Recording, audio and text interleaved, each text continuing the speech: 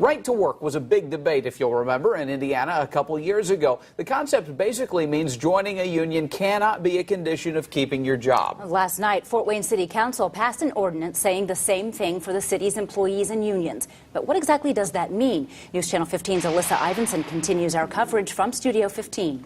Because collective bargaining was just taken away from the 7 non-public safety unions, I'm told this right-to-work ordinance really won't affect those employees. Even though police officers and firefighters now don't have to join their unions, leadership doesn't expect membership to change.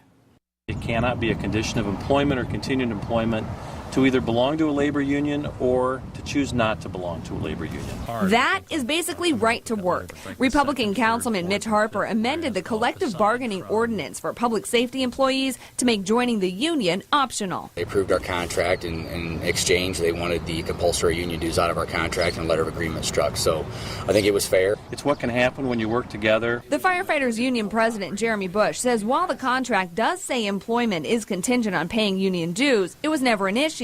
So not enforcing it now was an easy compromise to get their 3-year contract approved. I truly don't believe anybody should be strong-armed to be a part of a union. Our membership is there because they believe in our organization. I don't anticipate that changing at all. I'm very glad that the firefighters were able to secure their contract. I just would hope that the council would have been more open to our suggestions to allow us to also have a collective bargaining still in place. Lloyd Osborne represents the Operating Engineers Local 399, one of the unions that just lost collective bargaining rights in the city. Changing the dues structure won't affect them now, but he said striking mandatory union membership was a compromise they were willing to make to keep collective bargaining. We had offered all kinds of different solutions. We have brought other ways to be able to deal with this.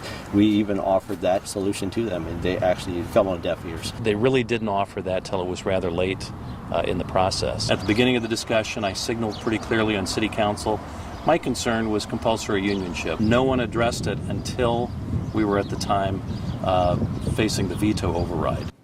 And the ordinance making union membership optional now goes to Mayor Henry for approval. His office told me today they're reviewing what happened at council last night and they don't have a comment right now. In Studio 15, Alyssa Ivinson, News Channel 15.